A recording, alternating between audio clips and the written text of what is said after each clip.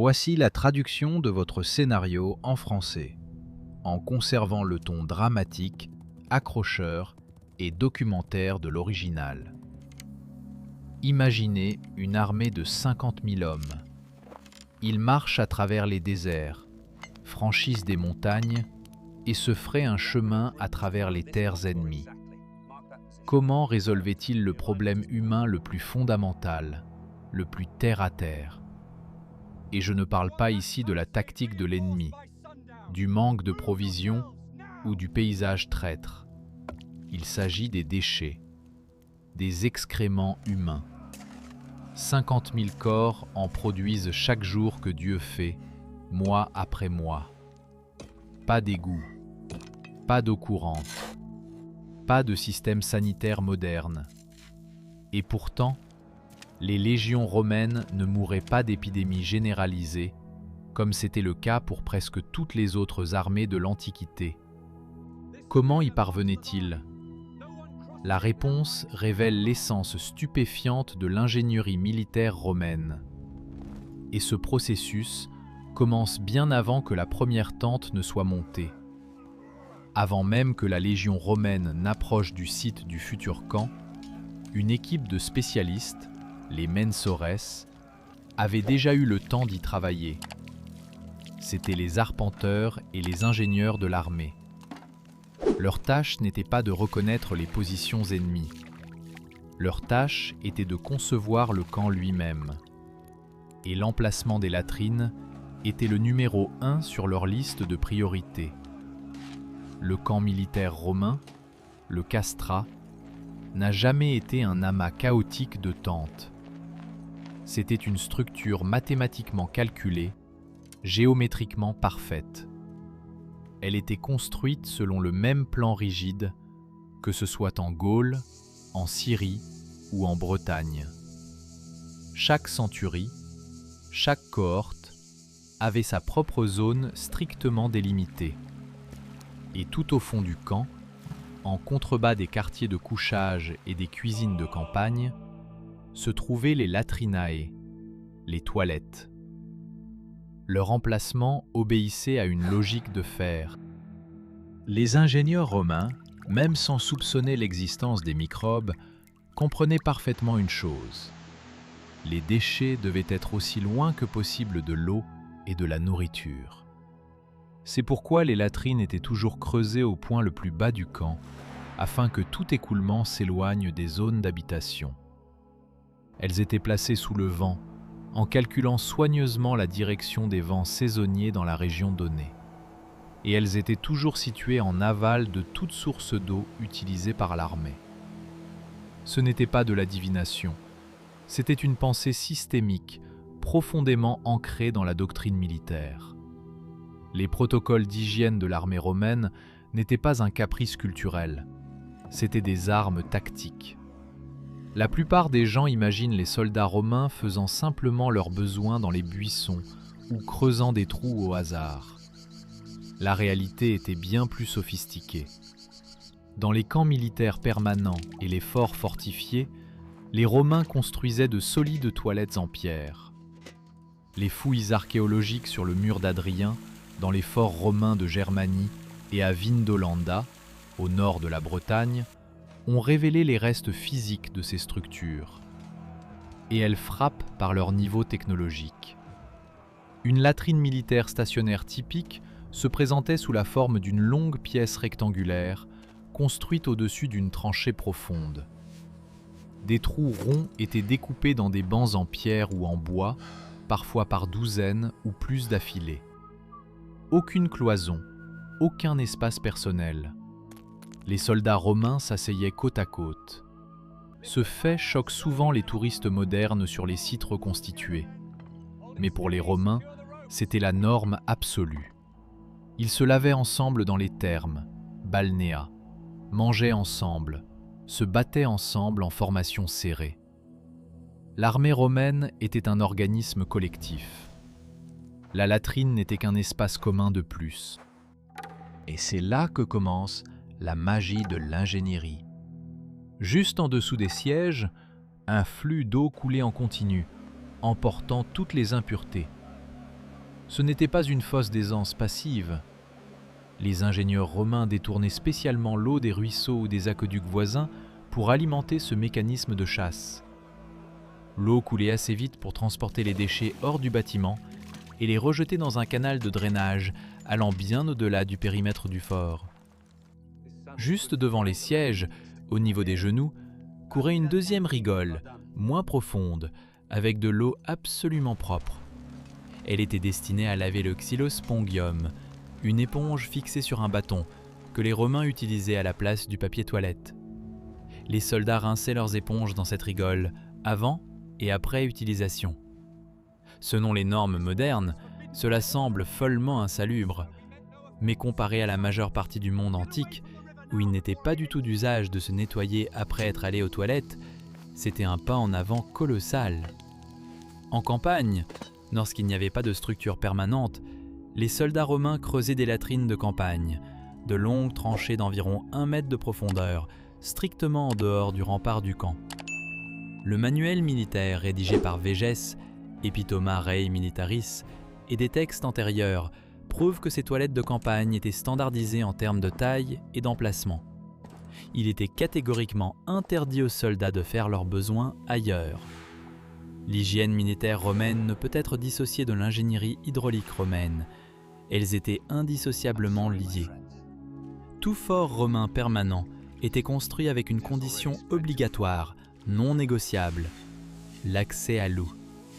Et pas n'importe quelle flaque d'eau, mais de l'eau fiable, propre et courante. Les Romains avaient compris de manière empirique que l'eau stagnante était mortelle. L'eau courante était plus sûre. Ils ne connaissaient pas les bactéries, mais ils savaient observer les schémas. Les camps près des étangs stagnants étaient plus souvent décimés par les maladies que les camps près des rivières à courant rapide. La doctrine militaire s'est adaptée à ces observations. Lorsque les sources naturelles manquaient, les ingénieurs romains construisaient des aqueducs, même pour des besoins militaires temporaires. Lors de sièges prolongés, dans des avant-postes frontaliers éloignés, partout où l'armée prévoyait de s'attarder plus de quelques semaines, une infrastructure hydraulique était instantanément érigée. L'exemple le plus époustouflant est le siège de Massada en Judée. Les ingénieurs romains n'ont pas seulement érigé un mur de siège autour de la forteresse imprenable, ils ont construit un système complexe de collecte et de distribution d'eau pour approvisionner leur camp sans interruption, en plein milieu du désert brûlant de Judée. La gestion des ressources en eau était indissociable de la planification militaire à tous les niveaux. Cette eau servait à de multiples usages: boire, cuisiner, se laver dans les thermes et rincer en continu le système de latrines. La même eau qui entrait dans le fort par le haut de la pente le quittait par les égouts en contrebas. Le camp était conçu comme un système fluide et non fermé. Rien ne stagnait, rien ne s'accumulait jusqu'à des niveaux dangereux. Les déchets étaient évacués de l'habitat humain aussi vite que l'ingénierie le permettait. Les soldats romains étaient également tenus de se laver régulièrement. Les complexes balnéaires, balnéa, étaient un élément standard des forts romains permanents. Et ce n'était pas un caprice pour se détendre. C'était une politique médicale stricte. Les médecins militaires romains comprenaient parfaitement une chose: une peau propre réduit drastiquement le nombre d'infections cutanées, empêche les plaies de suppurer et prévient certains types de fièvre. Se laver était obligatoire, pas facultatif. Dans certains forts frontaliers, le bâtiment des bains était la plus grande structure de tout le territoire, plus grand que la résidence du commandant, plus grand que le grenier à blé. Cela seul en dit long sur les priorités du commandement.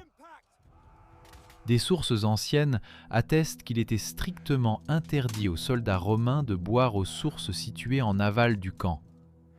La direction du courant avait une importance critique. L'eau polluée en aval était reconnue comme mortelle, même si le mécanisme biologique de ce danger restait un mystère. Cette sagesse pratique, accumulée par des générations de sang versé, a formé une épidémiologie informelle bien avant l'apparition d'une science capable de l'expliquer. À quel point cela différait-il des autres armées du monde antique ? Radicalement. Les contemporains décrivent les camps des Carthaginois, des Perses et plus tard des armées européennes médiévales comme des endroits où les déchets étaient jetés n'importe où les sources d'eau étaient régulièrement empoisonnées par leur propre matière fécale, et où les épidémies fauchaient systématiquement la puissance de combat des armées avant même que la bataille ne commence. L'avantage des Romains ne résidait pas seulement dans une discipline de fer et des innovations tactiques. Il résidait dans les égouts. L'armée romaine disposait de médecins professionnels. Cela semble aller de soi, mais pour le monde antique, c'était une rareté inconcevable. Les Médicis étaient des médecins militaires formés, attachés aux légions. Ils disposaient d'installations spécialisées, les valetudinariats, de véritables hôpitaux militaires. C'étaient de vrais bâtiments, avec des salles, des blocs opératoires et des réserves de médicaments. Ils ont été fouillés à Novaesium, Germanie, à Inchtuthil, Écosse, et sur d'autres frontières romaines. Que savait la médecine militaire romaine de l'hygiène ? Bien plus qu'on ne le pense généralement. Les écrivains médicaux romains, tels que Galien, Cels et le théoricien militaire Végès, tous affirmaient d'une seule voix le lien direct entre l'assainissement du camp et la santé des soldats. Galien a beaucoup écrit sur ce qu'on appelait les miasmes, l'idée que le mauvais air, provenant de la matière en décomposition, provoque des maladies. Il se trompait sur le mécanisme. La théorie des miasmes n'est pas la théorie microbienne. Mais la conclusion pratique à laquelle il est parvenu était tout à fait juste. Gardez les déchets loin des soldats, fournissez de l'air pur et de l'eau propre, et l'armée restera en bonne santé. Végès, écrivant au IVe siècle de notre ère, mais s'appuyant sur les pratiques antérieures de la République et de l'Empire, s'exprime très durement à ce sujet. Il écrit que les latrines doivent être creusées avant que les tentes ne soient montées. Il décrit en détail leur placement correct par rapport aux sources d'eau. Et il souligne directement le danger de rester trop longtemps au même endroit. Même avec des latrines correctes, un séjour prolongé empoisonne le sol et les eaux souterraines. C'est pourquoi la doctrine romaine prescrivait de déplacer régulièrement les camps lors des longues campagnes. Les médecins effectuaient également des inspections régulières, tout comme les officiers sanitaires modernes. Ils patrouillaient le périmètre du camp, vérifiaient les latrines, évaluaient la qualité de l'approvisionnement en eau et faisaient rapport de la situation au haut commandement. Si l'hygiène du camp se détériorait, le commandant était tenu de prendre des mesures immédiates. Plaçons cela dans un contexte historique, car le contraste est tout simplement choquant. À l'époque même où les légions romaines construisaient des toilettes à chasse d'eau avec des sièges en pierre et un système de drainage complexe, que faisaient les autres armées ? Les armées des cités-États grecques en campagne n'avaient aucun protocole sanitaire standardisé. Les soldats creusaient des trous individuels ou déféquaient simplement dans les buissons les plus proches. Thucydide, en décrivant la peste d'Athènes de 430 avant Jésus-Christ, l'indique clairement. La surpopulation monstrueuse et l'insalubrité, y compris l'absence d'évacuation des déchets, ont accéléré de manière catastrophique la propagation de la contagion. La peste a anéanti environ un quart de la population d'Athènes pendant la guerre du Péloponnèse. Athènes n'a jamais pu s'en remettre et retrouver sa domination stratégique. Les armées d'Alexandre le Grand, malgré tout leur génie tactique, ont subi de très lourdes pertes dues aux maladies. La marche d'Alexandre à travers l'Inde et son retour par le désert de Gédrosie se sont transformés en catastrophes. Et pas seulement à cause du paysage infernal, mais aussi à cause de l'effondrement total de la discipline et de l'hygiène du camp dans un contexte de chute du moral. Le principal tueur de ces hommes n'était pas l'ennemi. Le principal tueur était la dysenterie. Au cours des siècles suivants, les armées européennes médiévales se sont dégradées sur ce plan à des niveaux inconcevables. Les chroniques des croisades décrivent des camps qui, en quelques semaines seulement, se transformaient en terres désolées puantes et infectées. La dysenterie, la fièvre typhoïde et le choléra fauchaient les croisés avec une efficacité effrayante. Lors du siège de Saint-Jean d'Acre en 1189, plus de croisés sont morts de maladie que sous les lames des défenseurs musulmans. À Antioche, 1097 à 1098, la famine et les épidémies ont failli anéantir toute la première croisade. Les chroniqueurs de l'époque décrivaient les camps en des termes tels que le lien avec une insalubrité bestiale est évident. Et bien qu'ils attribuaient ces épidémies à la colère de Dieu et non à l'eau empoisonnée, ce schéma s'est répété de siècle en siècle. Pendant la guerre de Cent Ans, les armées françaises et anglaises ont subi des pertes non liées au combat catastrophiques, dues aux fièvres des camps. Pendant la guerre de 30 ans au XVIIe siècle, un bon millénaire après l'apogée de l'hygiène militaire romaine, les armées ont continué à mourir de maladies évitables à un rythme qui aurait horrifié les médecins militaires romains. Certains historiens estiment que la guerre de 30 ans a tué plus de gens par la maladie et la famine que dans des affrontements directs. Une étude sur les guerres de l'Europe pré-industrielle a montré que jusqu'au XIXe siècle, pour chaque soldat tué au combat, 2 ou 3 soldats mouraient de maladie. Pour les légions romaines à l'apogée de leur puissance organisationnelle, ce ratio était considérablement, incommensurablement meilleur. Non pas parce que les Romains possédaient une immunité magique, mais parce que leur système sanitaire réduisait considérablement le risque d'infection. L'avantage romain pouvait se mesurer en milliers de vies sauvées, et il a été maintenu pendant des siècles grâce à une pratique institutionnelle continue. Et maintenant, passons à la partie la plus inconfortable de cette histoire. L'hygiène militaire romaine n'était pas un don inné.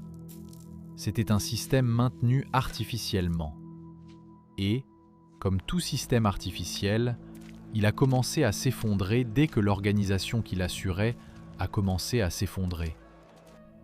Lorsque, au IVe et Ve siècle de notre ère, l'Empire romain d'Occident a commencé à se rétrécir sous les coups des barbares, la discipline militaire s'est affaiblie. Les unités ont rétréci en taille.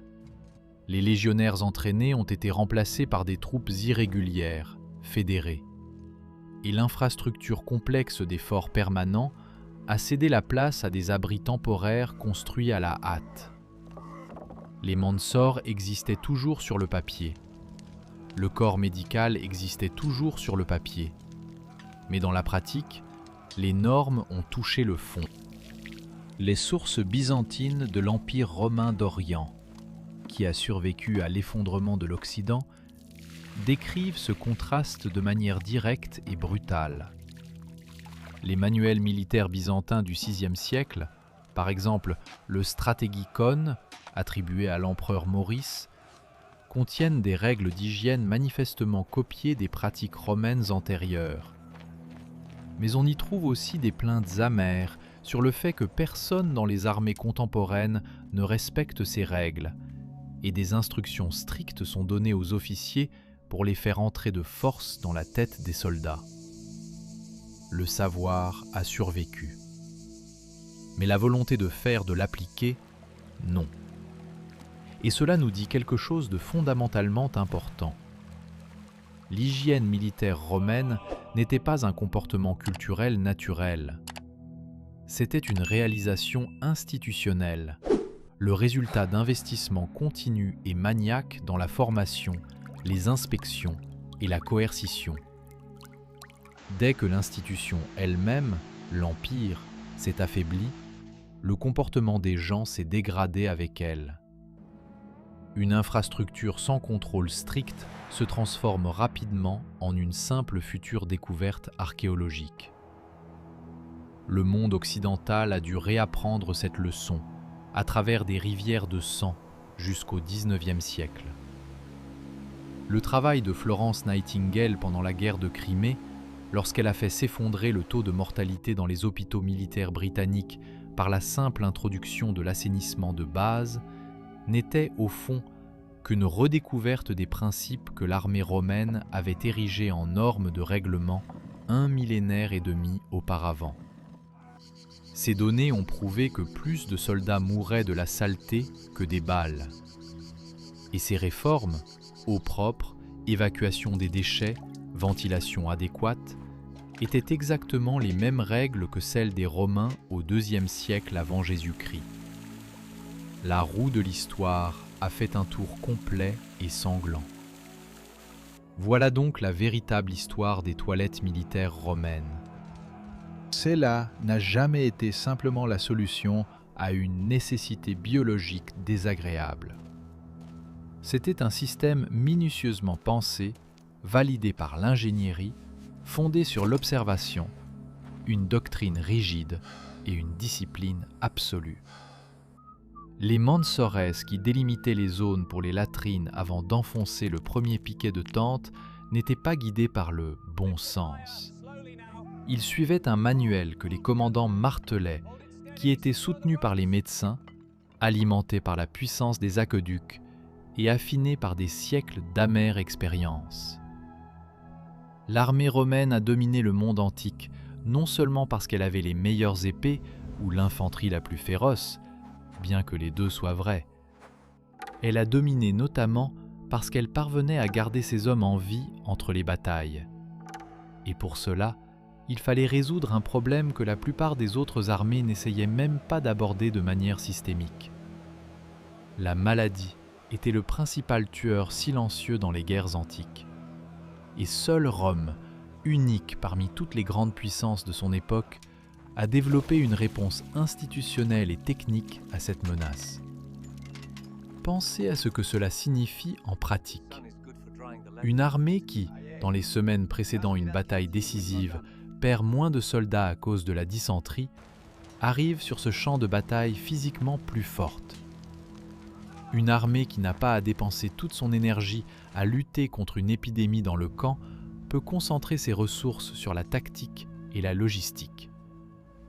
Une armée dans laquelle les soldats croient qu'ils seront nourris, logés et maintenus en bonne santé possède un moral inébranlable. Et le moral, comme l'a su tout chef militaire au cours de l'histoire, est un puissant multiplicateur de force.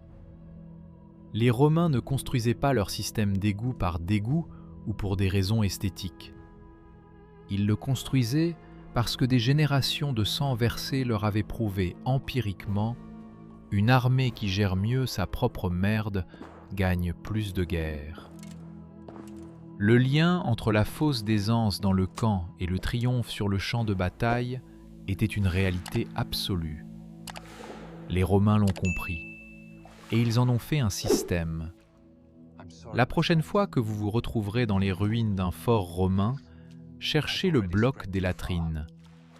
Généralement, il se blottit modestement dans un coin, près du canal de drainage. Les guides touristiques le mentionnent souvent en tout dernier lieu, en ricanant. Mais ce que vous regardez n'est pas un détail amusant de la vie quotidienne. Ce n'est pas une note de bas de page dans un manuel d'histoire. C'est l'un des fondements structurels de la puissance militaire romaine, et l'une des principales raisons pour lesquelles l'Empire romain a duré si longtemps. Qu'en pensez-vous ? Tiendriez-vous ne serait-ce qu'une semaine dans les conditions d'un camp de marche romain ? Écrivez-le dans les commentaires. Et si vous voulez découvrir d'autres secrets d'ingénierie oubliés du monde antique, ces mêmes systèmes invisibles qui faisaient réellement fonctionner les empires, abonnez-vous. Car dans la prochaine vidéo, nous irons là où vous ne vous attendez certainement pas à nous voir.